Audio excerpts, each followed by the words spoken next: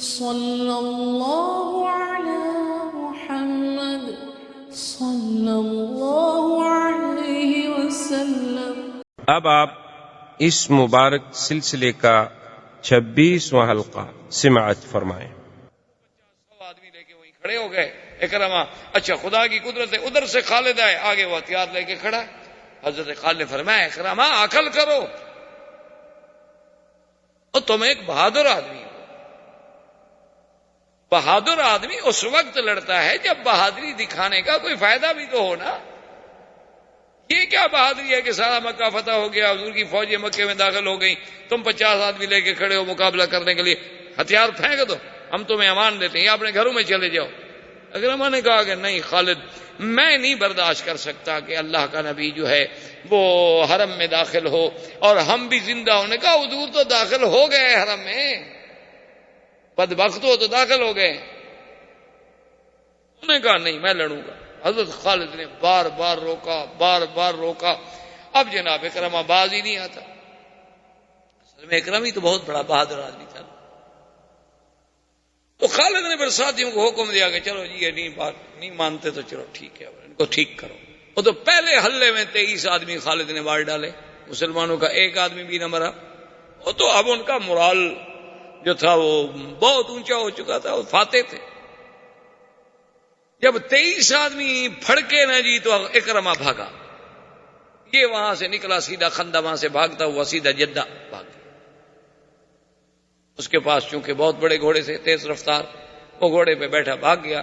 اور حضور صلی اللہ علیہ وسلم بہرحال اس خیف پہ جمع ہوئے۔ خیف کے بعد حضور صلی اللہ علیہ وسلم سب کے سب جو ہیں اللہ تبارک و تعالیٰ یعنی آپ نے پہلے غسل فرمایا، غسل فرمانے کے بعد حضور پھر کعبۃ اللہ میں داخل ہوئے۔ اور جب حضور اللہ کے حرم میں آ رہے تھے تو آپ کی زبان پہ یہی آیت مبارک تھی، انا فتحنا لک فتحا مبینا، یہ آیت پڑھ۔ اور اس کے بعد حضور صلی اللہ علیہ وسلم جب آئے تو اب کعبۃ اللہ میں تو بت تھے، کعبۃ اللہ کے باہر بت ہیں، اندر بت ہیں، صفا پہ بت ہیں، مروہ پہ بت ہیں۔ وہ تو کہیں کچھ ہے کہیں کچھ ہے، 360 بت رکھا ہوا تھا۔ اب لوگوں نے یہ مشہور کر رکھا ہے کہ 360 کا مطلب یہ تھا کہ بھی ہر روز ایک نئے بت کی عبادت کرتے۔ یہ بے وقوفی والی بات ہے، کیونکہ ایک سال کے دن ہوتے ہیں نا 360 یا 365، تو لوگوں نے اپنا ایک نظریہ بنا لیا، حالانکہ یہ بات نہیں تھی۔ وہ تو مشہور بت تھے، مکے والوں کا حبل تھا، اسی طرح بنو ثقیف کا عزا تھا، کسی کا لات تھا۔ اصل وجہ یہ نہیں تھی، اصل وجہ یہ تھی کہ قریش نے ایک سیاست تھی، یہ بھی ایک سیاست تھی، سیاسی چال تھی۔ قریش کے ساتھ جب کوئی قبیلہ صلح کرتا تو وہ اس قبیلے کو کہتے کہ بھی ایسا کرو کہ تمہارا جو اپنا خدا ہے نا وہ یہاں مکے میں کعبے میں رکھ دو، تاکہ تمہاری عزت ہو کہ تمہارا خدا جو ہے کعبے شریف کے اندر موجود ہے، تمہیں نمائندگی دیتے ہیں حرم کی۔ تو جس قبیلے سے صلح ہوتی گئی اس کا خدا رکھتے گئے، اس کا خدا رکھتے گئے، اس کا خدا رکھتے گئے۔ اچھا جس سے جھگڑا ہوتا اس کے خدا کو اٹھا کے باہر پھینک دیتے، لے جاؤ جی اپنے خدا کو۔ یہ عقل ہے نا، خدا ایسے تھے نا، مرضی آئے تو بندہ رکھنے دے، مرضی آئے تو بندہ پھینک دے۔ کھڑے ہیں پڑے ہیں، جو ماپو تو بندے خدا سے بڑے ہیں۔ یہ جیسے آپ نے دیکھا ہندوستان میں، اب نہیں دیکھا جی وہ دیوی دیوتا پتھر، جنگل میں جاؤ تو اب نام جو بالکل دور افتادہ ہو تو کہیں کتا داخل ہو کے پیشاب کر رہا ہو، کچھ کر رہا ہو، کہیں یہ پھر آ جائیں گے تو پانی ڈال دیں گے، پھول ڈال دیں گے، جناب کھڑے ہو جائیں گے، پھر بنتی اور بھجن شروع ہو جائیں، خود بنائیں گے اور پھر خود عبادت شروع کر دیں گے۔ تو بہرحال وہ اس لیے 360 جمع ہو گئے۔ حضور پاک جب آئے تو آپ کے ہاتھ میں چھڑی تھی، اور آپ یوں چھڑی سے اشارہ کرتے اور پڑھتے جاء الحق وزهق الباطل، قل جاء الحق وزهق الباطل ان الباطل كان زهوقا۔ اور صحابہ کہتے ہیں خدا کی قسم ہے کہ جب حضور چھڑی سے اشارہ کرتے ابھی وہ چھڑی بت کو لگتی بھی نہیں تھی کہ بت منہ کے بل گر جاتے تھے اور ٹوٹ جاتے تھے، تو پتھر مٹی کے بنے ہوئے گرت گیا۔ حضور صلی اللہ علیہ وسلم جب مکے میں داخل ہو گئے، کعبۃ اللہ میں داخل ہو گئے، حضور صلی اللہ علیہ وسلم نے ارادہ فرمایا زمزم نوش فرمانے کا۔ تو حضرت عباس نے عرض کیا کہ یا رسول اللہ گھر میں زمزم ہے اور باقاعدہ سراہیوں میں بھرا ہوا ہے ٹھنڈا، اور اوپر ململ کا کپڑا باندھ کے ہم نے بڑا صاف رکھا ہوا ہے۔ حضور نے فرمایا کہ نہیں عباس، میں اسی جگہ سے زمزم پیوں گا جہاں سے میری امت پی۔ حضور صلی اللہ علیہ وسلم کنویں پہ تشریف لے آئے اور آپ نے فرمایا کہ مجھے خطرہ ہے کہ میری امت قیامت تک لڑتی رہے گی، ورنہ میرا دل چاہتا ہے کہ میں اپنے ہاتھوں سے ڈول کھینچوں، ڈول بھی خود کھینچوں زمزم کا اور پھر زمزم پیوں۔ لیکن انہوں نے فرمایا اچھا نہیں، میں ڈول تو نہیں کھینچتا، ورنہ جو بھی حج آئے گا وہ کہے گا میں ڈول کھینچوں، تو پھر تو کیا مطلب لوگ لڑتے رہیں گے، یہ بھی سنت رسول پاک ہے۔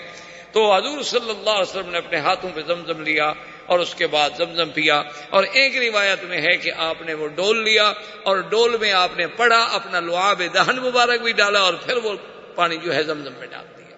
اس لیے علماء نے لکھا ہے کہ یہ شرف جو ہے صرف زمزم کو ملا ہے کہ ایک پیغمبر کا پاؤں ہے اسماعیل علیہ السلام کا، اور ادھر اللہ کے فرشتے جبریل کا پر ہے اور محمد مدنی کا لعاب ہے، یہ اور کسی پانی کو شرف نہیں ملا،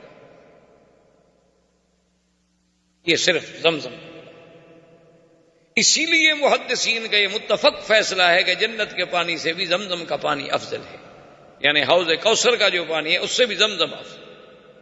اس لیے وہ کہتے ہیں کہ جب جبریل آئے تھے حضور کا دل مبارک دھونے کے لیے، آپ تو آج کل آپریشن کرتے ہیں نا ہارٹ کا، اور کہتے ہیں کتنی ترقی ہو گئی کہ ہم نے اوپن ہارٹ سرجری کر لیتے ہیں، حضور کی تو بچپن میں ہوئی 2 دفعہ۔ یہ کوئی نئی بات تو نہیں ہے، یہ تو ہم چونکہ اسلام کو نہیں جانتے، اسلام یتیم ہے تو ہم ان کے روب میں آ جاتے ہیں، ورنہ اسی لیے اقبال نے کہا تھا نا کہ خیرہ نہ کر سکا مجھے جلوہ و دانش فرنگ، سرما ہے میری آنکھ کا خاک مدینہ و نجف۔ انہوں نے کہا ان کے جلوے مجھے نہیں اندھا کر سکتے، مجھے اللہ نے روشنی بخشی ہے مدینے کی مٹی سے، میں نے پڑھا ہے کہ اسلام کیا ہے۔ ہم نے تو اسلام بس اسی لیے رکھا ہوا ہے کہ چلو بھی بچہ پیدا ہوا جی کان میں اذان کہہ دو، جب بڑا ہو تو پھر اس کو ٹاٹا ٹاٹا سکھائیں گے، ابھی اذان کہہ دو۔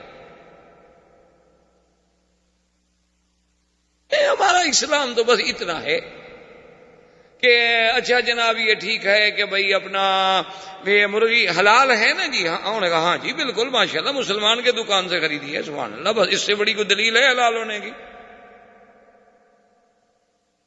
بس سبحان اللہ حلال کھاتے، یعنی ہماری علامت۔ ہمارے ایک دوست تھے، وہ ایک دفعہ یورپ گئے، واپس جب آئے تو صحافیوں نے پوچھا کہ وہ نئے سے صحافی نہیں جانتے، انہوں نے کہا جی آپ کا مذہب کیا ہے؟ اس نے کہا جی میں آدھا تو ہوں انگریز اور آدھا ہوں مسلمان۔ انہوں نے کہا یہ کون سا مذہب ہے آدھا انگریز؟ اس نے کہا شراب پیتا ہوں، سور نہیں کھاتا۔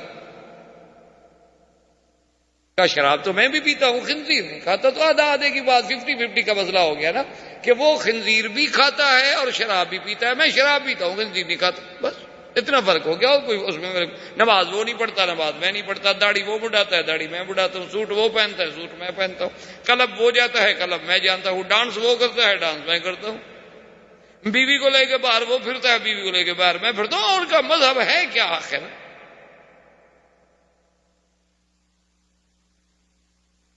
اس کی بیوی بھی غیروں سے ملتی ہے، میری بیوی بھی غیروں سے ملتی ہے، تو یہ ہمارے ہاں تو بالکل ایسی بات ہے، اس لیے کہ ہم اسلام کو نہیں جانتے۔ ورنہ آپ دیکھیں ابھی میرے مدنی پاک کا بچپن ہے اور حضور کا دل مبارک جو ہے باقاعدہ کھولا گیا اور ٹانکوں کے نشان ساری زندگی موجود رہے۔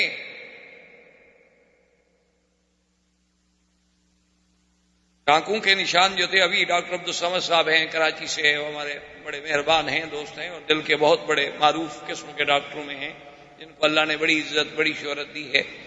تو وہاں اتفاق سے بیٹھے ہوئے تھے تو ایسے بات چل پڑی کو بتا رہے تھے کسی کو کہ جی آپ کو واک کرنی چاہیے، واک بڑی ضروری ہے، اور آپ چونکہ ہارٹ پیشنٹ ہیں اور آپ کے لیے تو واک انتہائی اہم ہے، اور آپ تو میں نے کہا حضور یہ تو حدیث پاک میں ہے۔ حضور نے فرمایا، حدیث ہے، صحابہ کہتے ہیں شکونا بالضعف الى رسول اللہ فقال علیکم بالنسل او کما قال۔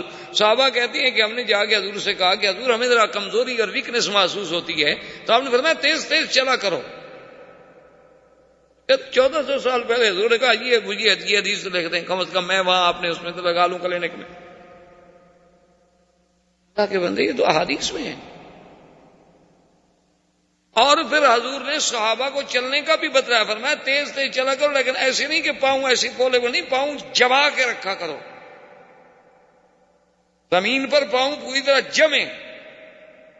اور حضور صلی اللہ علیہ وسلم نے یہ بھی فرمایا کہ جب تم اپنے پاؤں سے زمین کو ٹھوکر مارتے ہو، جتنی قدم تمہارے نیچے لگتے اتنی تمہارے دل کی دھڑکنوں کو فائدہ ہوتا ہے. 1400 سال پہلے کون سی یہاں سرجری کی دکانیں کھلی ہوئی تھی مکے میں؟ کون سی یونیورسٹیاں تھیں آپ کے؟ کون سے کالج تھے جو پڑھاتے تھے؟ اور ساری احادیث کی کتابیں اٹھا کے دیکھ لیں. امن شرح اللہ صدرہ للاسلام، ایک ہے سینے کا کھولنا، ایک ہے شرح صدر، ایک ہے شق کے صدر، ایک ہے زی کے صدر. اس میں آپ قرآن کے الفاظ دیکھ کر احادیث کو دیکھ کے دیکھیں کہ علماء نے کیا کیا بحثیں کی ہیں، پھر تمہیں پتہ چلے کہ اسلام کیا ہے.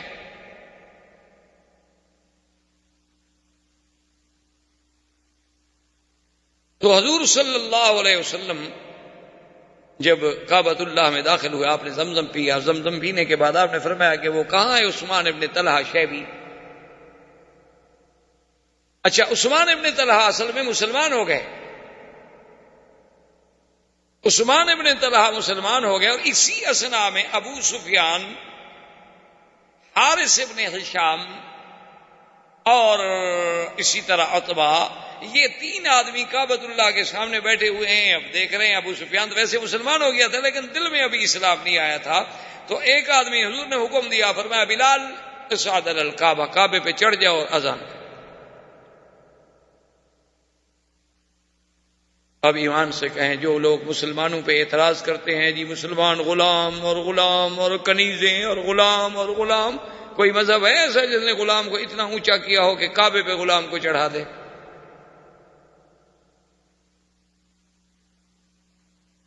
کوئی دنیا میں مذہب ہے آپ کا کہ کالا؟ یا آپ کے ہاں تو عنصریہ ہوتی ہے نا کہ یہ جناب ایک دفعہ جنوبی افریقہ میں مدت کی تو انہوں نے کہا یہ کیا؟ انہوں نے کہا جی یہ وائٹ لوگ جو ہیں یہ علاقہ صرف ان کے لیے ہے، یہ بازاریں صرف ان کے لیے، یہاں بلیک نہیں آ سکتے، بلیک ڈاگ.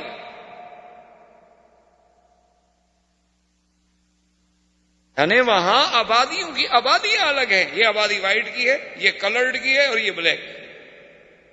اور وہ کسی کلرڈ یا بلیک کو اس پوری آبادی میں دکان کرائے پر نہیں مل سکتا. 5 بجے شام کے بعد وہ اس علاقے میں رہ نہیں سکتا، ورنہ وائٹ کو یہ حق ہے کہ اس کو گولی مار دے. وہ ان کے ہوٹل میں نہیں جا کے کھانا کھا سکتا. یعنی یہ بڑا عجیب اتفاق ہوا تھا نا، یہاں جو سرور سبان گزرے ہیں، اپنا رابطہ عالم اسلامی میں بھی سیکرٹری رہے، پہلے وزیر مالیات بھی رہے، اور وہ رنگ کالا تھا ان کا بیچاروں کا. اچھا، وہ خدا کی قدرت ہے کہ ہوٹل میں گئے بیچارے، حالانکہ یہاں کے وزیر تھے، منسٹر تھے، وہ ایک ہوٹل میں وہاں گئے تو وہاں شاید ان کا آرڈر تھا کہ یہاں کالا کوئی نہیں آ سکتا. اب یہ اندر تو چلے گئے، جا کے بیٹھ گئے. اب یہ عربی آدمی وہ جناب بھاگتے ہوئے ان کے آگے ملازموں نے کہا کہ جی آپ تو اندر داخل نہیں ہو سکتے. انہوں نے کہا کیوں؟ انہوں نے کہا آپ نے پڑھا نہیں ہے، لکھا ہوا ہے ایڈمیشن، بلیک نہیں آ سکتا. بات ہے، بلیک بھی بندہ ہوتا ہے، انسان ہوتا ہے. یہ ہوٹل انہوں نے کہا جناب ہوتا ہے، ہم تو خیر ملازم ہیں، نوکر ہیں. بہرحال ہمارے ہوٹل کا یہ قانون ہے کہ اس میں صرف وائٹ آ سکتے ہیں، گورے آ سکتے ہیں، اور کالے والے لوگ نہیں آ سکتے، اور آپ کالے ہیں. انہوں نے کہا اچھا تمہارے ہوٹل کا مینیجر کہاں ہے؟ اس کو بلاؤ. تم سے میں نہیں نکلتا، ان کو بلاؤ. وہ بھی عرب تھا، اس کا بھی عربی خون اکڑ گیا. یہ تو پھر اونٹ کا گوشت کھاتے ہیں نا، جب اڑ جائیں تو پھر تو سوال ہی پیدا نہیں ہوتا. ماننے پہ آ جائیں تو صدیق ہیں، اور نہ ماننے پہ آ جائیں تو ابو جہل ہے.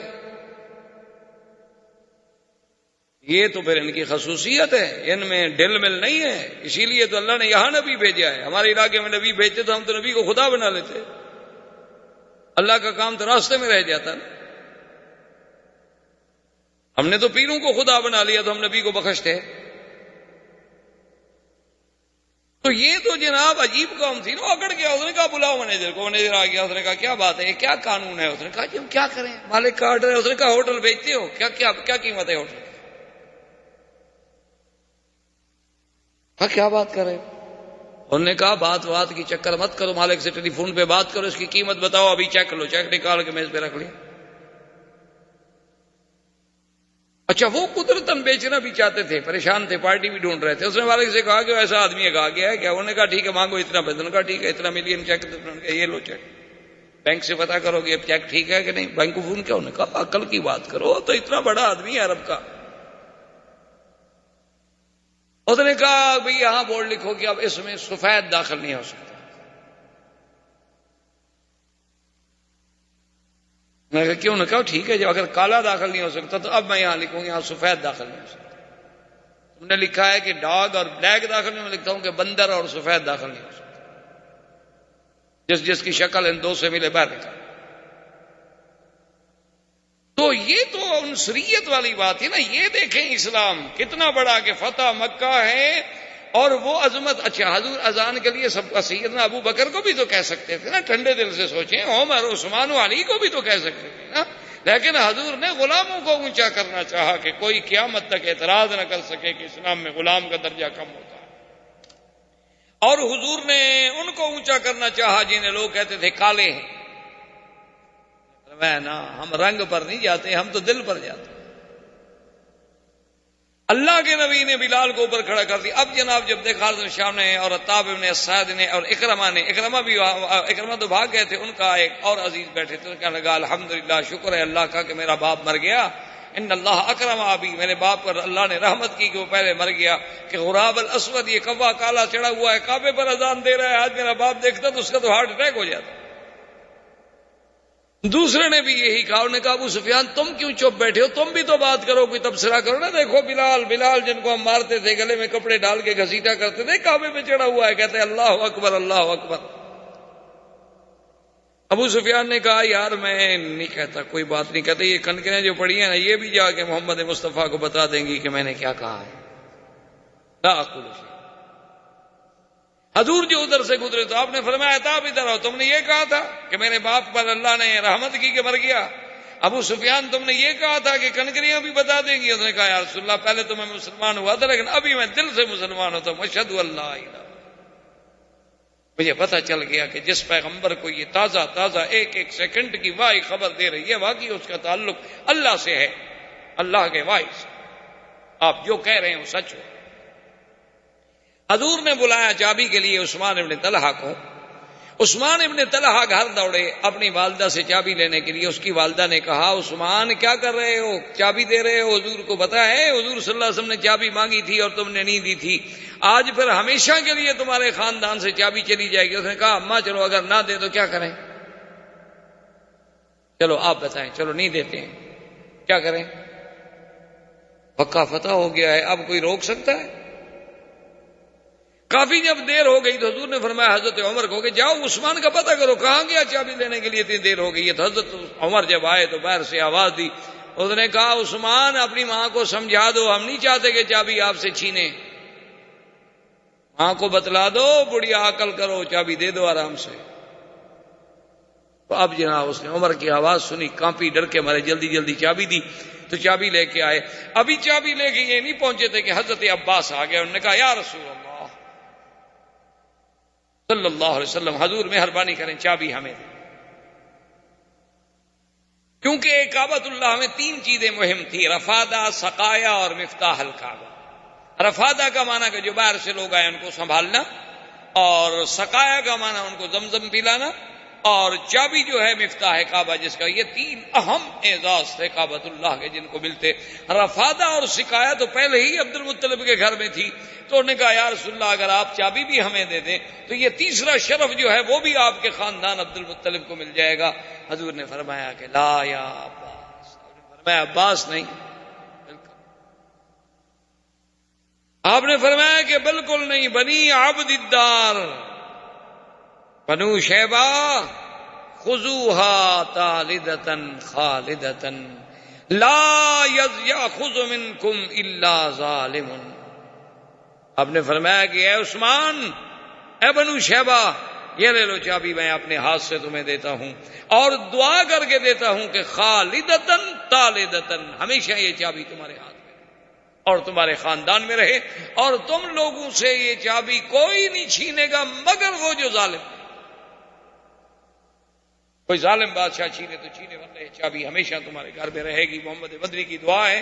اور دیکھ لو آج 1400 سال گزر چکے ہیں، آج بھی وہ چابی اسی خاندان کے پاس ہے، یعنی بادشاہ وقت بھی نہیں داخل ہو سکتے جب تک بنو شیبہ کو بلا کے دروازے نہ کھلوائیں۔ آج بھی وہ اعزاز، وہ سنت رسول آج بھی زندہ ہے، اور وہ دعا حضور صلی اللہ علیہ وسلم کی زندہ ہے، اور آج بھی اسی گھر میں وہ جائے۔ اللہ اکبر، کتنا بڑا شرف ہے۔ اسی لیے ایک علماء دیوبند میں سے ایک بہت بڑے بزرگ گزرے ہیں، انہوں نے ایک قرآن شریف اور ایک تلوار، انہوں نے آ کر بنو شیبہ خاندان جو اب ہے، اس کے والد جو تھے، جد امجد جو تھے، ان کی خدمت میں آئے، انہوں نے کہا کہ جناب یہ ایک قرآن شریف ہے اور ایک تلوار ہے، یہ ہم ہدیہ پیش کرتے ہیں، چونکہ یہ چابی قیامت تک انشاءاللہ تمہارے گھر میں رہنی ہے، تو یہ اللہ کے گھر میں ہماری طرف سے ہدیہ رکھ دو، جب عیسیٰ ابن مریم آئے تو ان کو پیش کیا جائے کہ وہ اسی قرآن پہ تلاوت کریں اور اسی تلوار سے جہاد کریں کافروں کے خلاف۔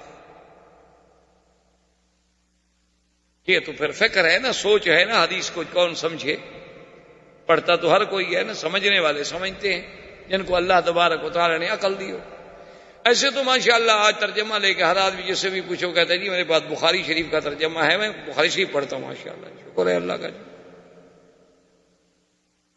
اب جو آدمی اوپر سے علم شروع کرے، اب آپ سوچیں کہ وہ آخر کیا پڑھے گا۔ ہمارے یہاں تو قاعدے سے علم نیچے سے شروع ہوتا تھا نا، بھی آہستہ آہستہ پڑھتے پڑھتے پہلی جماعت، دوسری، تیسری، چوتھی، جو ایم اے سے پڑھ کے نیچے آنا چاہتا ہو۔ تو بہرحال تو حضور صلی اللہ علیہ وسلم نے چابی اسی خاندان کا دے دی۔ فدخل رسول اللہ، حضور کعبے میں داخل ہوئے، لیس معہ الا بلال، اور کسی کو حضور نے داخل نہیں کیا، صرف بلال۔ دروازہ بند۔ حضور نے 2 رکعت نماز پڑھی۔ جب فلما خرجا، جب حضور باہر نکلے تو سب سے پہلے داخل ہونے والے کون تھے؟ حضرت عبداللہ ابن عمر، حضرت عمر کا بیٹا۔ اسے کہا بلال مجھے یہ بتلاؤ کہ این صلی رسول اللہ صلی اللہ علیہ وسلم، کعبہ شریف میں کس جگہ کھڑے ہو کر حضور نے نماز پڑھی ہے، تاکہ مجھے وہ جگہ نصیب ہو جائے اور حضور صلی اللہ علیہ وسلم کی اتباع ہو جائے۔ اندر 6 ستون تھے، تو حضور پاک نے نماز ایسے پڑھی تھی کہ 3 ستون تو حضور کی پشت کے پیچھے رہ گئے، اور 2 دائیں ہاتھ پہ رہ گئے، 1 بائیں ہاتھ پہ رہ گیا، اور درمیان میں کھڑے ہو کے حضور صلی اللہ علیہ وسلم نماز پڑھی۔ تو حضرت بلال نے کہا کہ اس جگہ حضور نے نماز پڑھی، حضرت عبداللہ بن عمر نے وہی نماز۔ اور حضور صلی اللہ علیہ وسلم نے جب کعبے میں داخل ہوئے تو دیکھا فوجد فیہا تماثیل، دیکھا صورتیں لگی ہوئی ہیں، ابراہیم الخلیل کی صورت ہے، بی بی مریم کی صورت ہے۔ آپ نے فرمایا قاتلہم اللہ، قاتلہم اللہ، لعنہم اللہ، اللہ ان کافروں پہ لعنت کرے، اللہ ان کو تباہ و برباد کرے گا۔ دیکھو ابراہیم الخلیل جیسے پیغمبر کی بھی صورت بنا کے لگا دی، بی بی مریم اور عیسیٰ علیہ السلام کی تصویریں لگا دی، اور تخیلاتی، جیسے آج بھی مسلمان ماشاءاللہ، آپ کے ہاں ابھی اتنی جرت تو نہیں ہوئی کہ آپ نبی علیہ السلام کی تصویر بنا لیں، لیکن اتنا آپ بھی پہنچ گئے ہیں، براق شریف کی تصویر ہے، حضور کی نالین مبارک کی تصویر ہے، اتنا ترقی مسلمانوں نے بھی ماشاءاللہ کر لی ہے۔ اور براق بھی بڑی عجیب خوبصورت بنائی ہے کہ نیچے تو دھڑ ہے وہ گھوڑے کا ہے، اور شکل اوپر گردن جو ہے وہ عورت کی ہے۔ انا للہ وَإِنَّا إِلَيْهِ راجعون۔ پتہ نہیں معراج والی رات کون سا کیمرہ مین تھا جو چھپ کے بیٹھا ہوا تھا براق کی فوٹو لینے کے لیے، اور مسلمان برکت کے لیے گھروں میں لگاتے ہیں، سبحان اللہ جی، حضور کی براق شریف ہے۔ انا للہ وَإِنَّا إِلَيْهِ۔ اور نعلین کی باقاعدہ تصویر ہے۔ اب لوگوں نے تو ترقی کی ہے، سونے چاندی اور جناب پتہ نہیں پلاٹینم کے اس نعلین کے باقاعدہ انہوں نے مونوگرام بنا کے یہاں باقاعدہ لگائے ہوتے ہیں کہ جی حضور کی نعلین جی ہم نے سینے پہ رکھی ہوئی، یہ حضور کی نعلین ہے جو تم نے سنارے سے بنوائی ہے، کوئی عقل کرو۔ حضور کی سنت کے 2 بال تو چہرے پہ رکھنے میں بھاری لگتے ہیں تمہیں، تو مونوگرام تمہیں کہتے اچھا لگ گیا ہے۔ یہ کیا عقل ہے؟ کیا کس کو دھوکہ دے رہے ہو؟ خدا کے لیے کہو بھی ہماری غلطی ہے، ہم نہیں کرتے۔ ایک سیدھی بات تو کہو نا، یا سراسر موم ہو جا یا سراسر سنگ، کم از کم اللہ اللہ کے رسول کے ساتھ دھوکہ تو نہ کرو نا۔ دیکھو قرآن خود کہتے یخادعون اللہ والذین آمنوا وما یخدعون الا انفسهم وما یشعرون۔ کیا یہ اللہ کو دھوکہ دینا چاہتے ہیں؟ کیا یہ مومنوں کو دھوکہ دینا چاہتے ہیں؟ اللہ نے فرمایا یہ کسی کو دھوکہ نہیں دے رہے، یہ اپنے آپ کو دھوکہ دے رہے ہیں۔ فی قلوبہم مرض فزادہم اللہ مرضا وَلَهُمْ عَذَابٌ عَلِيمٌ بِمَا كَانُوا يَكْذِبُونَ. حضور نے تصویریں مٹا دی، کعبۃ اللہ کو صاف کیا. کعبۃ اللہ کے فتح ہونے کے بعد حضور صلی اللہ علیہ وسلم نے طواف کیا، اور اس کے بعد حضور صلی اللہ علیہ وسلم صفا کی پہاڑی پہ تشریف لے گئے اور وہاں بیٹھے اور حکم دیا کہ جو عورتیں اسلام لانا چاہتی ہیں وہ بیعت اسلام کریں، اور باقاعدہ درمیان میں کپڑا لٹکا دیا گیا کہ اللہ کے نبی نہیں چاہتے تھے کہ کسی عورت پہ نظر پڑے.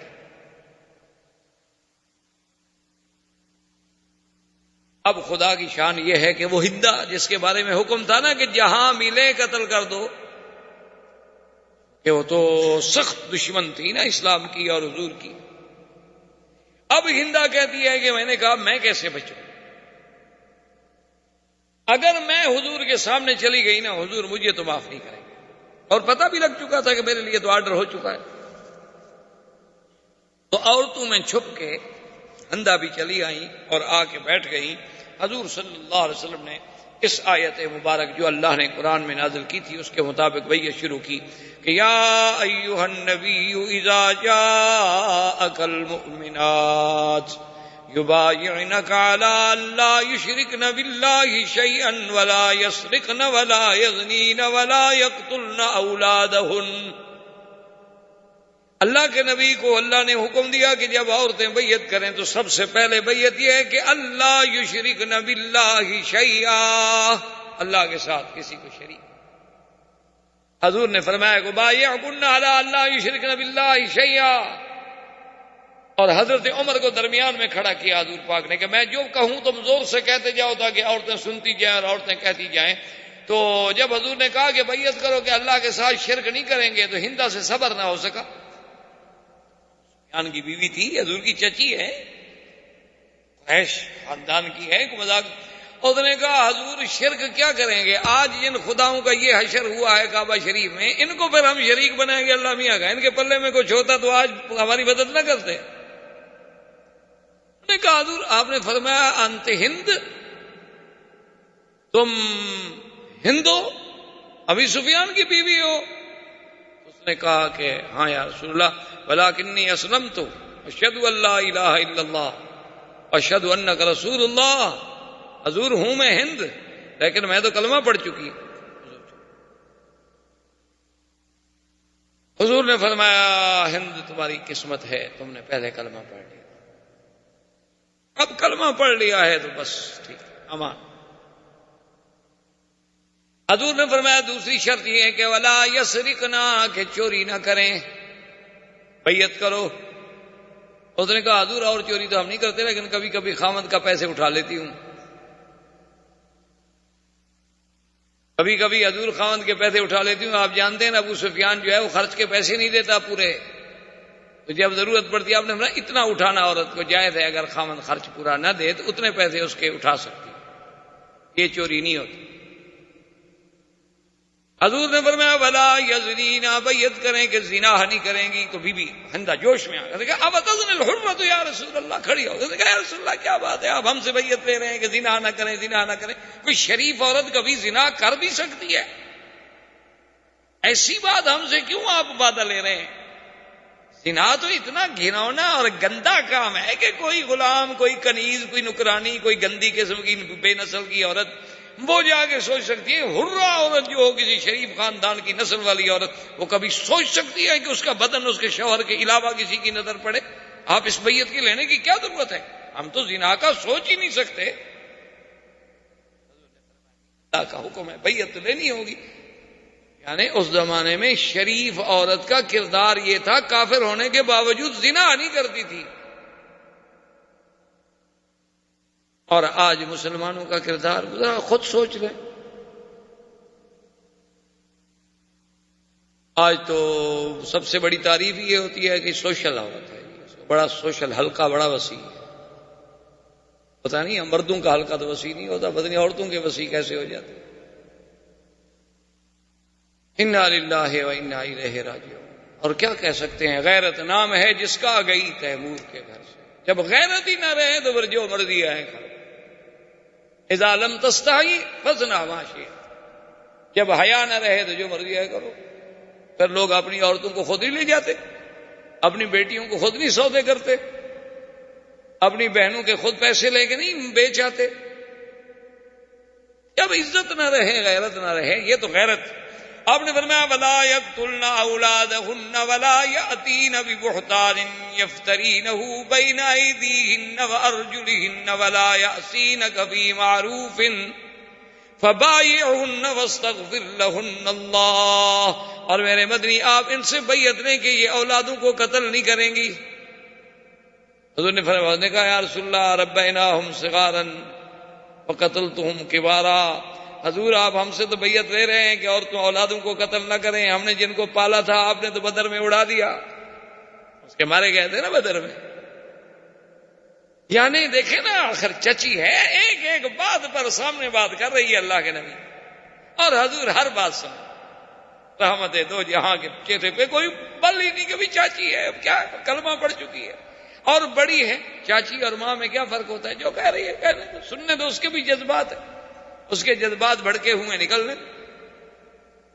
جب ساری بیعت ہو گئی اور 16 دن حضور صلی اللہ علیہ وسلم مکہ مکرمہ میں رہے, اور یہ تقریباً ہجری اور رمضان المبارک کا مہینہ تھا, تو خیریت کے ساتھ مکے پر مکمل کنٹرول کرنے کے بعد حضور پاک نے عتاب ابن اسید کو امیر مکہ بنایا, والی مکہ بنایا, اور اب اپنے لشکر کو حکم دیا کہ اب بنی حوازن کی طرف, اب طائف کی طرف پہنچ کریں, جس سے آگے جا کے آپ غزوہ حنین کے نام سے انشاءاللہ زندگی تو پڑھیں گے.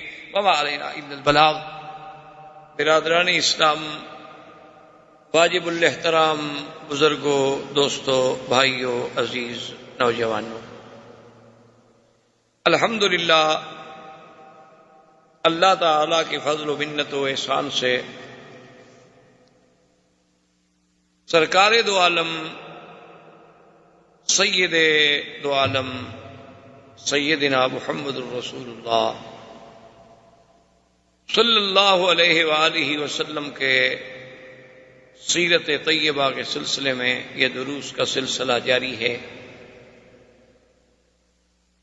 جس میں بفضلہ تعالی حضور صلی اللہ علیہ وسلم کی ولادت باسعادت سے لے کر مکی زندگی, اس کے بعد ہجرت حبشہ, ہجرت مدینہ منورہ, اور پھر اس کے بعد کے عظیم حوادث و واقعات, پھر حدیبیہ, اس کے بعد فتح خیبر, اور ہم فتح مکہ تک تقریباً اپنے قدر استطاعت اور علم کے مطابق بیان کر چکے ہیں. حضور صلی اللہ علیہ وسلم نے مکہ مکرمہ فتح ہونے کے بعد تقریباً 16 دن حضور پاک نے مکے میں قیام فرمایا اس عرصے میں, اور اسی ضمن میں جیسا کہ آپ سابقہ درس میں سن چکے ہیں کہ حضرت خالد بن الولید رضی اللہ تعالی عنہ اور اکرمہ کا ٹکارا ہو گیا, جس میں اکرمہ کے 23 ساتھی مارے گئے اور اکرمہ فرار. اکرمہ فرار ہونے کے بعد جدہ پہنچا, اور جدے سے ایک کشتی میں سوار ہو کر سوڈان کی طرف نکلنا چاہا. تو یہ بھی ایک عجیب اتفاق ہے کہ اکرمہ فرار ہو چکا ہے, لیکن اس کی بیوی جو تھی وہ مسلمان ہو گئی, ابو جہل کی بہو اور اکرمہ کی زوجہ.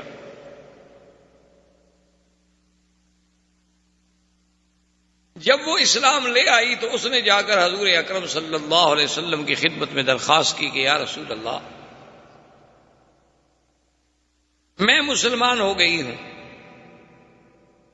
میرا خامن جو ہے وہ فرار ہو گیا ہے خوف سے, چونکہ اس کو پتا ہے کہ سب سے بڑے دشمن کا وہ بیٹا ہے, اور اس نے بھی اپنی دشمنی کی انتہا کی کہ اس وقت بھی کہ جب پورے مکے پہ حضور صلی اللہ علیہ وسلم کا کنٹرول ہو گیا لیکن پھر بھی وہ لڑا. تو کیا اگر میرا خامن اسلام قبول کر کے آپ کی دربار میں حاضر ہو تو کیا آپ اس کا اسلام قبول فرما لیں گے؟ آپ نے فرمایا تم میری بیٹی ہو, تم بھی تو ابو جہل کی بہو ہو نا, لیکن چونکہ اسلام آپ نے قبول کر لیا ہے، اسلم تسلم، بس ختم ہو گئی بات۔ کیونکہ مسلمان کی دوستی، عداوت اور دشمنی جو ہے وہ خالص اللہ کے لیے ہوتی ہے، الحب فی اللہ والبغض للہ۔ ہماری دوستیاں جو ہیں وہ کسی ذاتی اغراض پہ مبنی نہیں ہوتی۔ تو اس کی بیوی بھی اس کے پیچھے چلی گئی۔ خدا کی قدرت یہ ہے کہ اکرمہ جس کشتی میں سوار تھا وہ کشتی جو تھی طوفان میں پھنس گئی۔ جب وہ طوفان میں پھنس گئی تو اس میں جتنے مشرکین، جتنے کافر، جتنے لوگ سوار تھے، وہ سب کے سب جب یقین ہو گیا کہ اب ہم ڈوبنے والے ہیں، اس کے بعد فوراً یا اللہ یا اللہ یا اللہ ہمیں نجات عطا فرما یا اللہ۔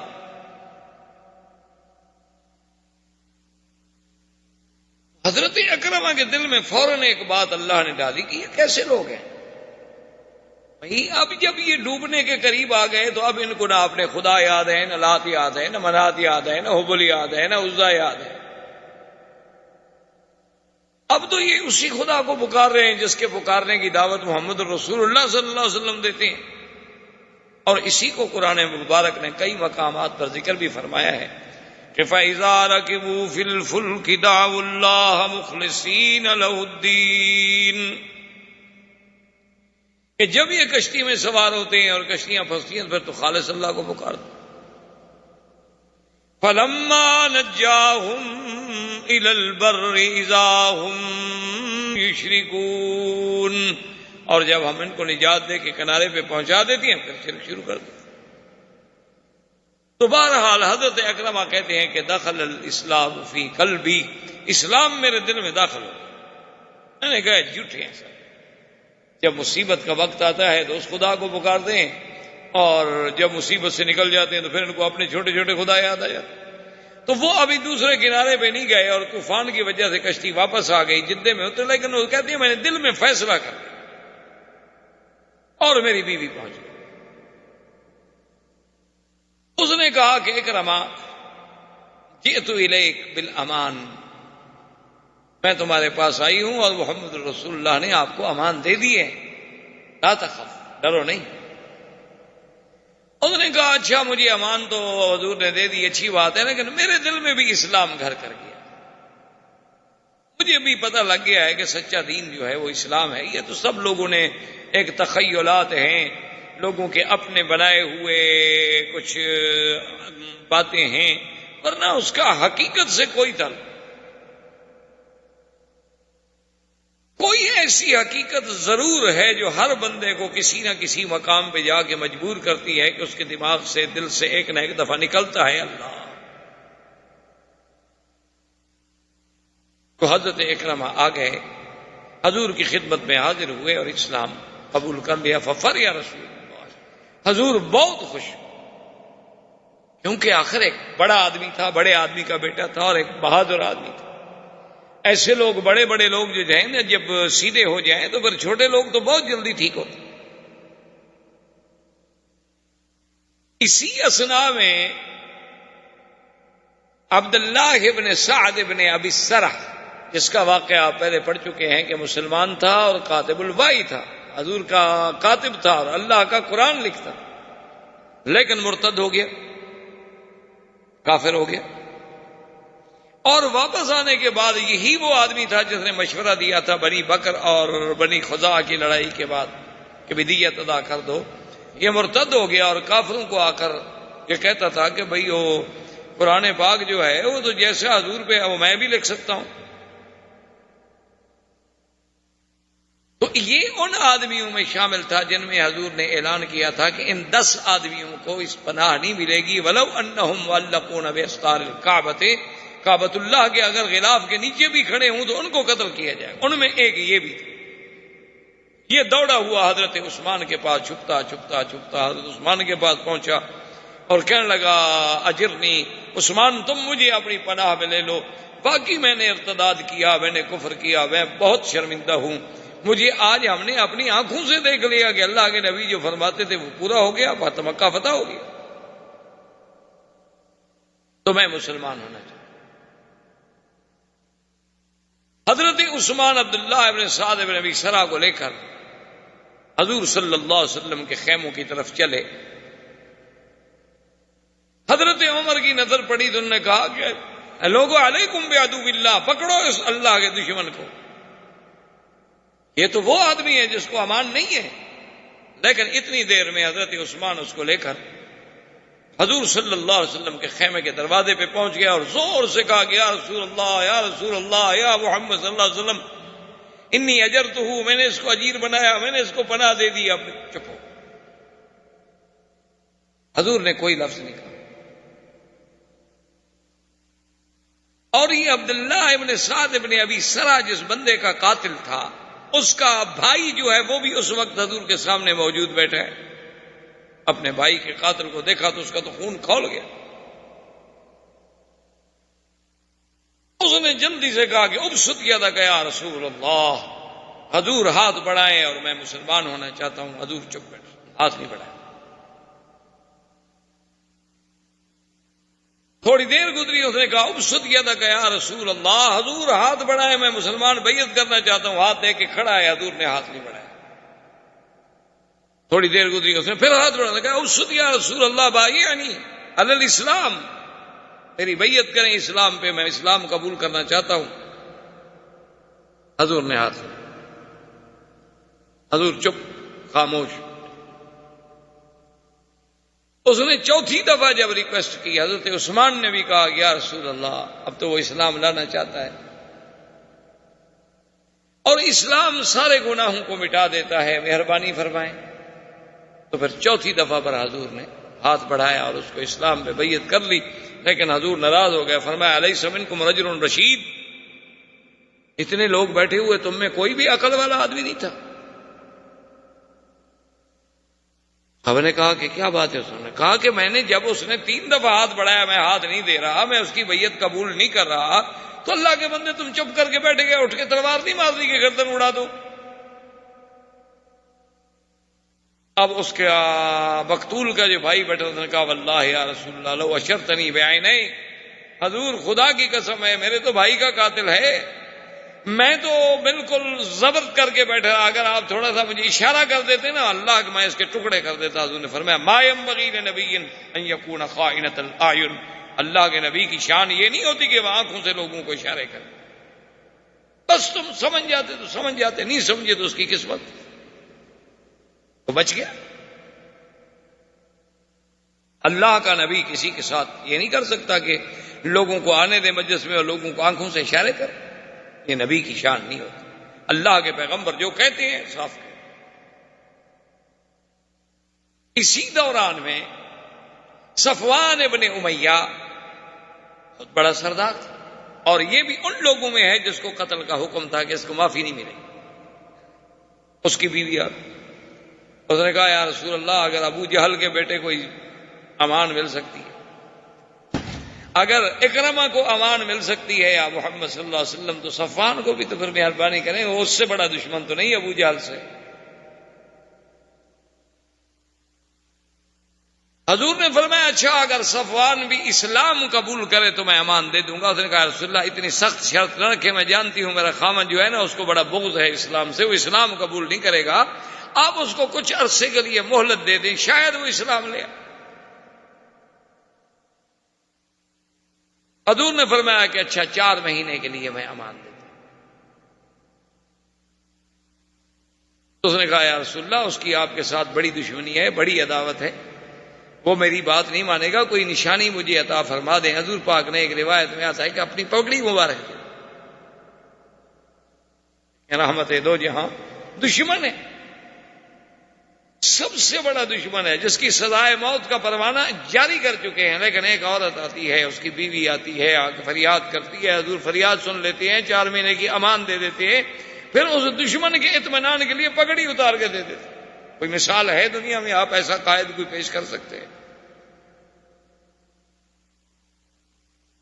آج تو ایک تھانے دار بھی ناراض ہو جائے تو پولیس مقابلہ دکھا کے گولی مار دیتا ہے. اب وہ بیوی گئی، ڈھونڈا، بڑی مشکل سے وہ چھپا ہوا تھا. تو صفوان ابن امیہ کو ڈھونڈیا، اس نے کہا انی جئت الیک بما، نے کہا نہیں مجھے امان تو تب ملے گی میں اسلام لے آؤں، اسلام تو میں نہیں لے آتا، اسلام کے ساتھ مجھے بغض ہے۔ اس نے کہا نہیں تمہیں اسلام کے بغیر بھی 4 مہینے کے لیے حضور نے امان دی۔ اس نے کہا نہیں یہ نہیں ہو سکتا، مجھے نہیں امان مل سکتی، میں ان کا جو دشمن ہوں نا۔ اس نے کہا جئت الیک بامامۃ رسول اللہ، کیا کہہ رہے ہو؟ حضور نے مجھے اپنا پگڑی دی ہے نشانی۔ جب اس نے دیکھا تو اب اطمینان ہو گیا۔ اس نے کہا چلو حضور کی خدمت میں، حضور کی خدمت میں آ گئے۔ اجرتنی یا رسول اللہ، امان دے، اب دے دیے امان تو دے دیے، بات ختم ہو۔ ان تمام واقعات سے فارغ ہونے کے بعد، عورتوں کی بیعت کر لینے کے بعد، مکہ مکرمہ کے انتظام و انصرام کو سنبھالنے کے لیے سب سے پہلے امیر جو ہیں حضور صلی اللہ علیہ وسلم نے عتاب ابن اسید کو بنایا کہ تم یہاں کے اب امیر ہو، گورنر ہو، حاکم ہو، اب سارے معاملات تم نے سنبھالنے ہیں، اور اس دفعہ 8 ہجری کے حج کے امیر بھی تم ہو، تمہاری قیادت میں حج ادا ہوگا۔ چونکہ حضور نے پہلا امیر حج جو بنایا ہے 8 ہجری میں عتاب ابن اسید ہیں، 9 ہجری میں حضور پاک نے امیر حج بنایا سیدنا ابی بکر کو، اور 10 ہجری میں حضور صلی اللہ علیہ وسلم خود حجۃ الوداع پہ تشریف لے آئے۔ عتاب ابن اسید کو یہاں مقرر کر لینے کے بعد حضور نے فرمایا اپنے صحابہ سے کہ لشکر کو ترتیب دو، فنذهب الى حوازن، حوازن قبیلہ جس جو غزوہ حنین کے نام سے مشہور ہے، اصل قبیلہ تو وہ حوازن تھا، جہاں جنگ ہوئی ہے وہ وادی حنین تھی، تو لہذا اس غزوے کا نام بھی غزوہ حنین ہو گیا، ورنہ وہ قبیلہ جو ہے بنی حوازن بنو ثقیف، یہ بڑا ہی زبردست اور جنگجو قبیلہ تھا، عرب میں اپنی قوت و طاقت میں مانا ہوا تھا، کہ حتیٰ کہ مکہ مکرمہ اور حوالی مکہ مکرمہ کے جتنے قبائل ہیں سب اس سے ڈرتے تھے۔ حضور نے فرمایا فذهبوا الى حوازن، چلو اب حوازن پہ چڑھائی۔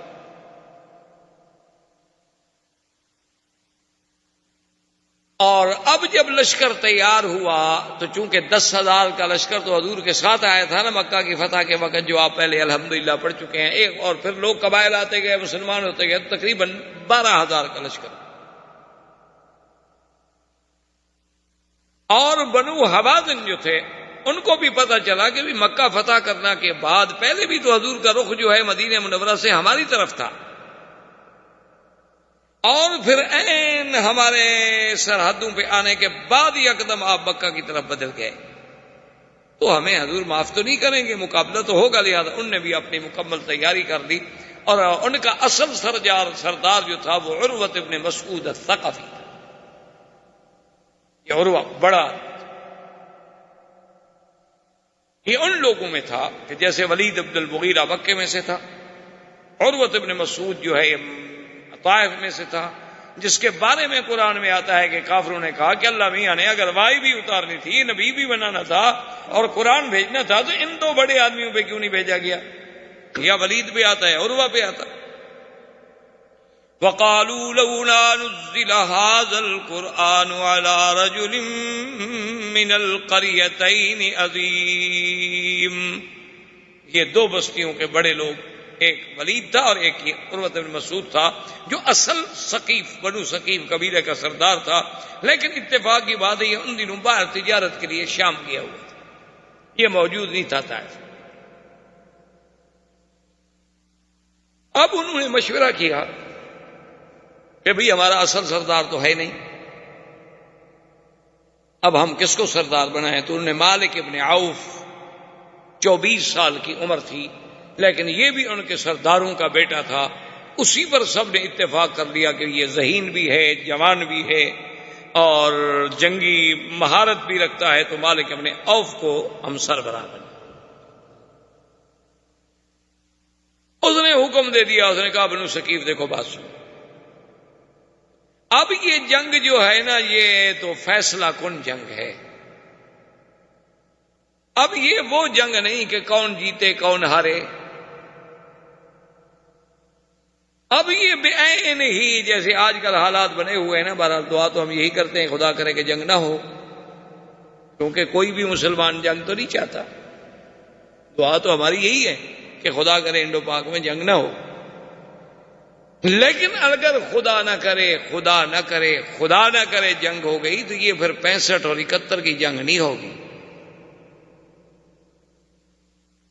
یہ پھر جنگ ایسی ہوگی کہ تمہاری داستان تک بھی نہ ہوگی داستانوں میں. پھر دونوں ملک کا یہ سمجھ لیں کہ جغرافیہ میں بھی نہیں،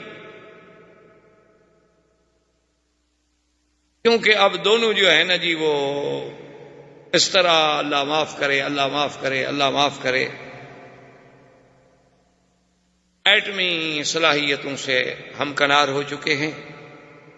لیکن بہرحال لا تحسبوہ شر لکم بل ہوا خیر لکم. کبھی کبھی وہ برائی، کبھی کبھی وہ ایٹم جو ہے جنگ کا ذریعہ نہیں بنتا بلکہ جنگ کو روکنے کا ذریعہ بنتا. کیونکہ جب آپ کو پتا ہونا کہ میں نے بھی نہیں رہنا اس نے بھی نہیں رہنا تو پھر تو بندہ سوچتا ہے. اسی لیے آپ دیکھ لیں کہ جب تک سپر پاور کے پاس دونوں کے پاس ایٹم بموں کے ذخیرے تھے نا، رشیا امریکہ کبھی ٹکرائے، لوگوں کو لڑائیں گے دوسری جگہ، خود نہیں. اور جب جاپان کے پاس کچھ نہیں تھا تو ہیروشیما پہ پڑ گیا. اور آج وہی تقریر کرنے والے لوگ ہیں کہ جی ایٹم استعمال نہ کریں. وہ پاگلوں، کس نے استعمال کیا تھا؟ پہلے اپنی تاریخ تو اٹھا کے دیکھو نا. تو خیر بہرحال تو اس وقت بھی بنو حوازن نے، مالک ابن عوف نے یہ کہا، اس نے کہا کہ اب جو جنگ ہوگی نا، اب وہ جنگ نہیں ہوگی کہ کبھی ہم جیت گئے کبھی وہ جیت گئے، کچھ ہم نے بندے مار ڈالے کچھ ان نے بندے مار ڈالے. اب مسلمان بھی آخری جنگ کریں گے. مکہ فتح ہو گیا، رابق فتح ہو گیا، جدہ فتح ہو گیا، خیبر فتح ہو گیا، عمان کا سردار مسلمان ہو گیا، بازان مسلمان ہو گیا، بحرین کا بادشاہ مسلمان ہو گیا، ہرقل نے ہتھیار ڈال دیے. کیا سوچے تو وہ ہمیں چھوڑ دیں گے؟ اس لیے پوری تیاری کرو، مال، بچے، بیوی، سونا، چاندی، بکریاں، اونٹ سب لے چلو کہ بس یا تو مٹ جائیں گے، جان چھوٹے. پھر ان کو تو نہ روتے رہے نا کہ ہماری عورتیں پیچھے رہ گئی. میں کہا بات ٹھیک ہے. تو وہ سب کو لے کر جناب وہاں سے چلا. ایک آدمی تھا ان میں درید ابن السمہ، 160 سال عمر تھی اس کی، بہت بڑا بہادر، لیکن اندھا ہو گیا تھا، موٹا بھی ہو گیا تھا، اندھا بھی ہو گیا تھا. اس نے پوچھا ہاں بھائی کس کو سردار بنایا؟ انہوں نے کہا مالک ابن عوف کو. نے کہا آدمی تو اچھا ہے، سرداروں کا بیٹا ہے لیکن بچہ ہے.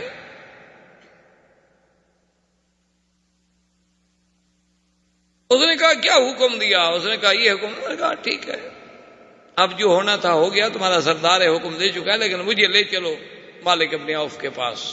مالک ابن عوف کے پاس کو پکڑ شکڑ کے لے آئے. وہ نابینا ہو چکا تھا، موٹا بہت تھا، 160 سال کی عمر تھی، تو اندھا بھی ہو گیا تھا. تو اب اس کو پکڑ کے لاتے تھے تو لے آئے. تو اس نے کہا کہ تم نے اچھا تو نہیں کیا یہ فیصلہ، بہرحال اب تم نے کر لیا ہے تو ایک بات کا خیال رکھو کہ میدان جنگ جو ہے وہ تم اپنے منشے سے منتخب کرو. اگر میدان جنگ کے انتخاب میں بھی مسلمان سبقت لے گئے تو پھر تم بازی نہیں جیت سکتے. تو 160 سال ہو گیا مجھے جنگیں لڑتے ہوئے. تو اس لیے تم ابھی سے ایڈوانس کرو تاکہ جنگ جو ہے وہ ہمارے علاقے میں نہ ہو. کہیں لوگ ہمیشہ دوسری جگہ لڑاتے ہیں نا کہ ہمارا ملک تو محفوظ رہے نا. اور دوسرا اس نے کہا کہ میرا مشورہ یہ ہے کہ جب لشکر کو ترتیب دو تو اس کے آخر کے اندر جو ہے نا جی آپ کے بچے وغیرہ تو ان کو بھی اونٹوں پر بٹھا کے، تاکہ اور کچھ نہیں تو دور سے مجمع تو بہت نظر آئے گا، ان کو پتا تھوڑا ہے کہ یہ عورتیں ہیں یا مرد ہیں. اسی لیے بعض صحابہ کہتے ہیں خدا کی قسم معلوم یہ ہوتا تھا کہ جنگ حنین میں تو 80,000 کا لشکر ہے دشمنوں کا، تو بہرحال ان کے لشکر کی تعداد جو تھی وہ 20,000 تھی. وہ وہاں سے نکلے مسلمان، یہاں سے نکلے. اسی دور میں حضور پاک صلی اللہ علیہ وسلم نے حضرت خالد کو حکم دیا کہ عزا ایک بہت بڑی ان کی عبادت کے اور بت تھا، جس کے بارے میں وہاں نعرے لگائے تھے ابو سفیان نے جنگ احد کے موقع پر کہ لنا العزا ولا عزا لکم. عزا ہمارے ساتھ ہے، اس لیے آج غلبہ اور عزت ہمارے ساتھ. حضور نے فرمایا عمر جواب دو اللہ مولانا ولا مولا لکم. حضور نے حکم دیا کہ خالد جا کے عزا کو ختم کر. حضرت عزا کے مقام پہ پہنچے، وہاں کوئی درخت تھے، کوئی دیوی دیوتا بنے ہوئے تھے، کوئی بت شت بنے ہوئے تھے، توڑا پھوڑا واپس آ گئے. حضور نے فرمایا ہاں کیا کیا؟ اس نے کہا حضور توڑ دیا. آپ نے فرمایا نہیں تم نے کچھ نہیں کیا, تم نے کچھ نہیں کیا, عزا کو تو تم نہیں مارا ہے. حضور ابھی توڑ کے آ رہا ہوں. نہیں پھر جاؤ. حضرت خالد پھر گئے. تو وہاں فرماتے ہیں جب میں گیا تو میں نے کیا دیکھا؟ فرأیت امرأۃ شاسعۃ الشعر, ایک عورت ہے ایسے بال کھلائے ہوئے ہیں اور ایسی شکل ہے خطرناک کہ کوئی بڑا جی دار بندہ بھی دیکھے نا تو ایک دفعہ تو اس کا دل ہل جائے. سر میں مٹی پڑی ہوئی ہے, بدصورت ہے, بد شکل ہے, اور وہاں بیٹھی ہوئی ہے کہ عزا عزا عزا عزا پکار رہی ہے کہ مدد کر, آج تیرے دشمن پھر تجھ پر حملہ کرنے کے لیے آ رہے ہیں, ان کو تو ہلاک کر دے, ان کو تو برباد کر دے, ان کو تو ایسا کر دے. حضرت خالد بھی اتنی دیر میں اوپر پہنچے, ماری ایک تلوار ٹکڑے ٹکڑے کر کے پھینک دی. کیا تو بڑی عزا کو پکارنے والی آ گئی؟ اصل کیا تھا؟ تلبیس ابلیس نامی ایک کتاب ہے, کبھی آپ لوگوں کو پڑھنے کا موقع ملے. یہ ساری جنات کی ایک حرکت ہوتی ہے جس کی وجہ سے لوگ جو ہے نا گمراہیوں میں اور شرک میں اور کفر میں مبتلا ہو جاتے ہیں. وجہ کیا ہوتی ہے کہ پہلے آپ کے دماغ میں ڈالے گا کہ جناب اس مزار پر, اس پیر صاحب کی قبر پہ جاؤ, منت مانو, 3 راتیں تم رات دن وہاں رہ کے حضرت کی مزار پہ بیٹھے رہو, تمہارا کام ہو جائے گا. ایک دل میں خیال رکھو, اور جب تمہارا کام ہو جائے نا تو پھر اتنا حضرت کی مزار پہ غلاف چڑھانا ہے, اتنی تم نے وہاں دمبے بکرے ذبح کرنے ہیں, اتنے دن تم نے سبیل لگانی ہے. لیکن جب تمہارا کام ہو جائے, بس منت حضرت کی مان لو, اور 3 راتیں اور 3 دن جو ہے نا تم نے مزار پہ بیٹھے رہنا, بس وہاں بیٹھے رہو اور حضرت پہ سلام پڑھتے رہو,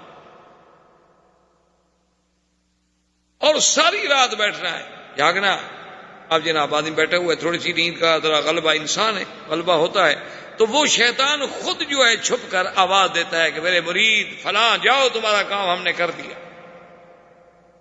بس اب تو اس کو لاکھ مولوی مکی تقریریں کرتا پھرے, وہ کہے گا میں جناب خود آواز سن کے آ رہا ہوں. کمال کرتے ہیں مولوی, کہتے ہیں قبر والے فائدہ نہیں کرتے. میرے ساتھ خود قبر والے نے بات کی ہے,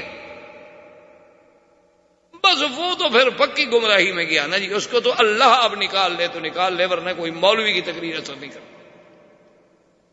کہتے کمال کی بات کرتے یار, میں نے خود بازار سے آواز سنی ہے, مجھے مرشد نے خود پکار کے کہا ہے کہ جاؤ تمہارا فلاں کام, میرا نام لیا انہوں نے, فلاں ابن فلان, جاؤ تمہارا کام ہم نے کر دیا. چلو ان کو کیسے پتا تھا میرے نام کا؟ مرشد تو راضی ہوئے تو میرے بارے میں سارے مطلع ہو گئے. تو یہ اصل میں ابلیس کے حملے ہوتے ہیں, اور لوگ سمجھتے ہیں بیچارے کہ ہاں جی صاحب قبر نے میری مشکل حل کر دی, سمجھتے ہیں کہ بھی اس مزار سے میری مشکل حل ہوگی. اصل میں وہ سارا اس کے پس منظر میں اس.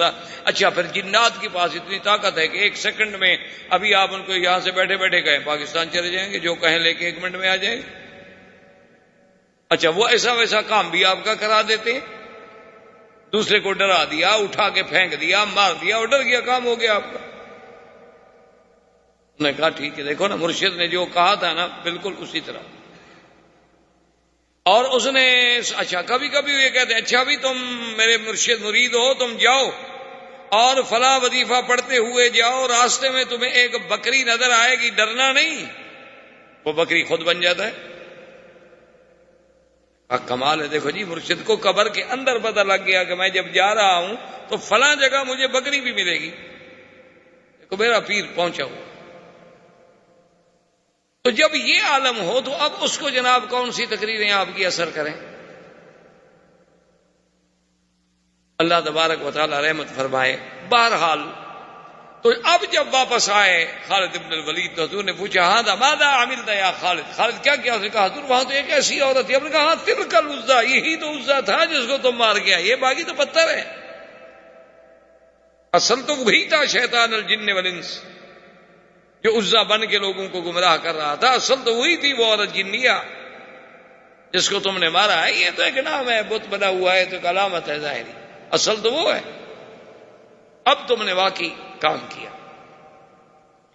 اب حضور صلی اللہ علیہ وسلم نے اپنے لشکر کو چلایا اور ادھر سے مالک بن عوف نے اپنے لشکر کو چلایا. اب اتفاق کی بات یہ ہے کہ وہاں سے چلتے چلتے مکہ اور طائف کے درمیان میں ایک وادی ہے، وادی حنین. اس وادی میں، اور بڑی عظیم وادی ہے اور بڑا اچھا مقام ہے، اسی جگہ پر آ کے انہوں نے اپنی فوج کو روک دیا. انہوں نے کہا بھی اب طائف سے ہم کافی دور آ گئے، اور یہ وادی بہت اچھی ہے، زمین اچھی ہے، پانی ہے، اور اگر مسلمان حملہ آور ہوں گے تو چاروں طرف پہاڑ ہیں، ان کو تو پھر پہاڑوں کے اوپر سے آنا پڑے گا. انہوں نے اپنی فوجوں کو وہاں روک دیا. حضور صلی اللہ علیہ وسلم پہاڑوں کے اس طرف رک گئے. لیکن صحابہ کے دل و دماغ میں عجیب سی بات آ گئی، کہنے لگے یار کمال ہے، مکے کے قریش ہمارے سامنے نہیں ٹھہر سکے تو اب یہ بنو ثقیف کیا ہے، اور بنو ثقیف کیا ہمارا مقابلہ کر سکتے، ان کو تو ہم پاؤں کے نیچے روند ڈالیں گے. اللہ کو تکبر پسند نہیں. اسی لیے قرآن کہتا ہے نا کہ وَيَوْمَ حُنَيْنٍ إِذْ أَعْجَبَتْكُمْ كَثْرَتُكُمْ، کہ حنین والے دن تمہیں تمہاری کثرت پر، تمہارے عدد پر، تمہاری طاقت پہ ناز تھا کہ آج ہم 12,000 کا لشکر. اچھا، اسی دور میں عجیب واقعہ یہ ہے کہ حضور پاک نے صلی اللہ علیہ وسلم نے صفوان ابن امیہ کو بلایا اور کہا کہ ہمارا لشکر چونکہ زیادہ ہو گیا ہے اور ہمارے پاس ہتھیار نہیں ہیں پورے، اگر تم مہربانی کرو تو کچھ ہتھیار ہمیں ادھار دے دو، عاریتاً دے دو، بعد میں ہم تمہیں واپس کر دیں گے. تو اس نے کہا حضور میں خوشی سے تو نہیں، بہرحال دیتا ہوں. تو اس نے 3,000 آدمیوں کو اسلحہ دیا. اتنا بڑا سردار تھا کہ اس وقت اس کے پاس اتنا سلاح موجود تھا کہ 3,000 آدمیوں کو مسلح کرنے کے لیے اس نے تلواریں اور نیزے اور تیر اور زرہیں اور ڈھالیں اور سب کچھ دیا کہ یہ تمہارے پاس عاریتاً ہیں، جب آپ لوگ جنگ سے فارغ ہوں گے تو مجھے واپس کریں، اور جو خراب ہو جائے گا اس کے بدلے میں اور دیں گے. اب جب مسلمانوں کے بھی آدمی جا رہے تھے، انہوں نے خبر دی کہ جی مالک ابن عوف ان کا سردار ہے اور وہ تو بڑا عظیم لشکر ہے، اور اس کے بعد وادی حنین پہ وہ بیٹھ گئے ہیں اور ہمارے پاس تو کوئی رستہ نہیں ہے حملہ کرنے کا. حضور صلی اللہ علیہ وسلم نے حضرت خالد بن الولید کو 200 گھوڑ سواروں کے ساتھ آپ نے حکم دیا کہ بھی تم آگے بڑھو. ٹھیک ہے، اب آگے بڑھیں تو کہاں سے بڑھیں؟ بھی آئے تو پہاڑ کے اوپر سے نا. اب پہاڑ کے اوپر جو عجیب سی بات ہوتی ہے کہ چڑھنا بھی مشکل اور اترنا بھی مشکل. یعنی پہلے اگر پہاڑ پہ آپ نے چڑھنا وہ بھی مسئلہ، اگر دشمن اوپر بیٹھا ہوا ہے تو آپ کو پتھروں سے انشاءاللہ ڈھیر کر دے گا، اس کو گولی چلانے کی ضرورت ہی نہیں. وہ تو صرف چٹانیں رکھ لے، اسی کو لڑکھاتا رہے تو تمہارے جتنے آدمی اوپر چڑھیں گے وہی ختم ہوتے جائیں، کوئی لڑائی کی ضرورت. اچھا، اگر آپ نے اتر کے پھر نیچے دشمن کے ساتھ لڑنا ہو تو پھر وہ اترنا بھی مشکل، کیونکہ اب آپ پہاڑ ہے، کوئی سڑکیں بنی ہوئی تو نہیں تھی اس دور میں، نہ اس زمانے میں کوئی ٹینک تھے، نہ اس زمانے میں کوئی ایسے جناب چین والے بلڈوزر تھے کہ وہ پہاڑوں پہ چڑھ جائیں گے اور چلیں گے اور فلاں کریں گے. وہ تو آپ نے گھوڑوں کو چلا، اب گھوڑے کو اتارنا ہو چڑھائی سے آپ خود اندازہ کریں کیسے اترے گا. اب حضرت خالد جب اترنے لگے انہوں نے تو جی تیروں کی باڑ پہ رکھ لیا نا، وہ تو 200 کا 200 بندہ جو تھا چھلنی ہو گیا، اور حضرت خالد کے پورا جسم خالی نہیں بچا جہاں تیر یا زخم لگا. ایک غار کی کوٹ میں گر گیا خالد. بس یہ خبر پہنچنی تھی کہ مسلمانوں میں اللہ معاف کرے، اللہ معاف کرے، اللہ معاف کرے. بزدلی کا یہ عالم ہو گیا کہ ففروا، بھاگنے لگا، اور جس کا جدھر منہ آیا بھاگے.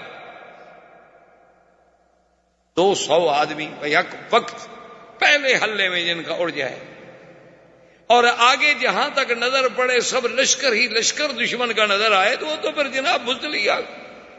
اسی کو قرآن پاک نے فرمایا لقد نصركم الله في مواطن كثيرة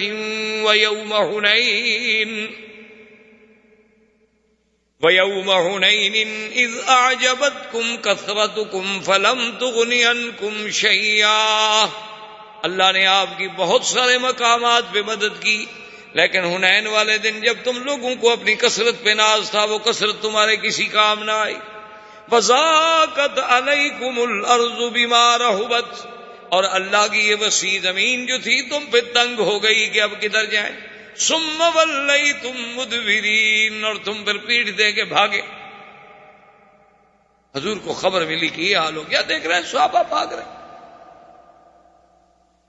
حضور صلی اللہ علیہ وسلم خود اٹھے، آگے بڑھے، اور اسی اثنا میں حضرت عباس ابن عبد المطلب عم رسول اللہ حضور کے قریب آئے. اور عباس ابن عبد المطلب جو تھے نا، ان کو اللہ نے اتنی آواز دی تھی ماشاءاللہ، اتنی یعنی یہ رفیع الصوت تھے، اتنی بلند آواز تھے کہ یہ اگر ویسے شوق سے کبھی آواز لگاتے تو 4-4, 5-5, 6-6 میل تک ان کی آواز سنی جاتی تھی اس دور میں. حضور نے فرمایا عباس بلاؤ صحابہ کو، کدھر بھاگ رہے ہو؟ حضرت عباس نے اب جناب زور سے آواز دی، الی عباد اللہ، الی عباد اللہ، یا صحاب بیت الرضوان، یا صحاب بیت الشجرہ، یا اصحاب فتح مکہ الی رسول اللہ. زور زور سے آواز دی. تو اب جناب آواز سننے کے بعد بھی جو کچھ لوگوں کے قدم جمے رکے تو صرف 100 آدمی لوٹا 12,000 میں. حضور پاک نے جب اپنے ارد گرد دیکھا تو صرف 100 آدمی اور 2 عورتیں ہیں. حضور نے دیکھا تم کون ہو؟ کہا ام ہمارا. تم کون ہو؟ کہا ام حکیم. کیا ہے تمہارے ہاتھوں میں؟ نے کہا خنجر. میں دماغا کیوں کھڑی ہوں؟ نے کہا یا رسول اللہ آپ پہ قربان ہو جائیں گے، کچھ نہیں ہوگا تو ڈھال تو بن جائیں گے، کوئی دشمن آپ پر حملہ تو نہ کر سکے. حضور صلی اللہ علیہ وسلم نے اسی 100 آدمی کو ساتھ لے کر آپ نے فرمایا چلو حملہ کرو دشمنوں پر. انا النبی لا کذب انا ابن عبد المطلب، میں اللہ کا سچا نبی ہوں اور پھر عبد المطلب کا بیٹا ہوں، میں کبھی پیچھے نہیں ہٹوں گا. حضور صلی اللہ علیہ وسلم اسی پہاڑوں سے پھر اترے اور حضور نے فرمایا آئی نا خالد. خالد کی طرح ایک آدمی نے آ کر عرض کیا، اس نے کہا حضور ابھی تک تو شاید وہ مر گیا ہوگا، وہ تو سر سے لے کر پاؤں تک زخمی میں نے دیکھا، خون بہ رہا تھا، بلیڈنگ ہو رہی تھی اور ایک غار میں گرا ہوا تھا. حضور نے فرمایا فاتونی بھی، چلو جلدی کرو مجھے وہاں لے جاؤ. جب آئے تو حضرت خالد کو کوئی ہوش نہیں، خون بہ رہا ہے، سارے بدن پہ زخم ہیں. حضور پاک نے ہاتھ پھیرنا شروع کیا، ہاتھ پھیرتے گئے خون بند ہوتا گیا، ہاتھ پھیرتے گئے زخم ٹھیک ہوتے گئے. اتنی دیر لگی کہ خالد کھڑا. معجزۃ لرسول اللہ، حضور کا معجزہ مبارک ہے. بس جہاں ہاتھ پھیرتے گئے بس وہیں اسی وقت زخم بھی مندمل ہو گئے، سارے علاج بھی ہو گئے، خون بھی بند ہو گیا، ویکنس بھی ختم ہو گئی. حضور نے فرمایا خالد تمہیں کیا کہا؟ اس نے کہا حضور میں. اب نے فرمایا چلو حملہ کرو. حضرت نے دیکھا 100 آدمی ہیں، لیکن یہ ہے مقام نبوت و مقام شجاعت. صحابہ کہتے ہیں واللہ اذا حمل وتیس اذا اشتد الحرب اذا قامت الحرب على ساقها، خدا کی قسم جب جنگ کی آگ بھڑک اٹھتی تھی نا، ہم حضور کا سہارا لیتے تھے، حضور کے ساتھ کھڑے ہوتے تھے کہ حضور ایسے بہادر ہیں کہ حضور سے قدم پیچھے نہیں ہٹتے. حضور صلی اللہ علیہ وسلم اسی 100 کے لشکر کو لے کے آگے بڑھے اور اس کے بعد صحابہ کہتے ہیں کہ ہمیں کوئی پتہ نہیں لگا، ایسے معلوم ہو جیسے کالی کالی چونٹیوں کا ایک بادل اوپر سے آیا اور ایسے ہمارے اوپر آ گیا. ہم حیران دیکھ رہے ہیں کیا ہے. ہم نے کہا ہو سکتا ہے وادیوں میں جو سبزہ ہے، وادیوں میں آبادیاں ہیں، اس کی وجہ سے یہ شاید کوئی چیزیں ایسی اٹھی ہوں کہ بھی بالکل چھوٹی نملتن سودا، جیسے چھوٹی سیاہ رنگ کی چونٹیاں ہوتی ہیں نا، ایسی معلوم ہوا کہ ایک بادل ہے ان کا، اور بادل ایسے بیٹھتے بیٹھتے بیٹھتے بیٹھتے ہمارے اوپر آ گیا اور ہم ابھی سوچ رہے ہیں کہ یہ کیا ہے. اور اسی کو اللہ نے فرمایا أنزل الله سكينته على رسوله وعلى المؤمنين وأنزل جنودا لم تروها وعذب الذين كفروا وذلك جزاء الكافرين. اللہ نے فرمایا میرے مدنی محمد مصطفیٰ پر ہم نے وہ اپنی رحمت اتاری اور ہم نے وہ لشکر اتارا جن کو تم دیکھ نہیں سکتے تھے. اللہ نے حکم دیا فرشتے اترو میں. اب بنو ثقیف نے دیکھا کہ یہ سفید پوش ہیں، سفید گھوڑے ہیں سب کے، اور ہزاروں کی تعداد، بھاگے۔ اب یا مسلمان بھاگ رہے تھے یا بنو حوازن بھاگ رہے ہیں، اور اتنی شدت سے بھاگے کہ کسی کو یہ بھی یاد نہیں رہا کہ ہماری عورتیں کدھر ہیں، بچے کدھر ہیں، سامان کدھر ہے، اونٹ کدھر ہیں، بس جدھر منہ آیا بھاگ گئے۔ میلوں تک بھاگتے گئے، پیچھے دیکھنے کی بھی ضرورت نہیں ہوئی، اور 100 آدمی مار رہا ہے، قتل کر رہا ہے، جو سامنے آ رہا ہے مار رہا ہے، قتل کر رہا ہے۔ اچھا اب صحابہ کچھ بھاگ کے مکے پہنچے، ان کو پتہ لگا کہ حوازن بھاگے، وہ پھر واپس لوٹے۔ انہوں نے کہا بھی حوازن بھاگ گئے، اللہ کی مدد آ گئی، چلو وہ بھی اب پھر لشکر جمع ہو گیا۔ بنو حوازن، بنو ثقیف جو تھے بھاگ گئے۔ مالک ابن عوف نے لیا ایک بستی تھی، اس میں اس کا ایک بہت بڑا قلعہ تھا، اس نے جا کر فوراً اس قلعے میں پناہ لے لی، اور وہیں اس نے پھر کوشش کی کہ سب لوگوں کو جمع کر۔ احباب کرام، اس کے بعد اب آپ اس مبارک سلسلے کی CD نمبر 27 سماعت فرمائیں۔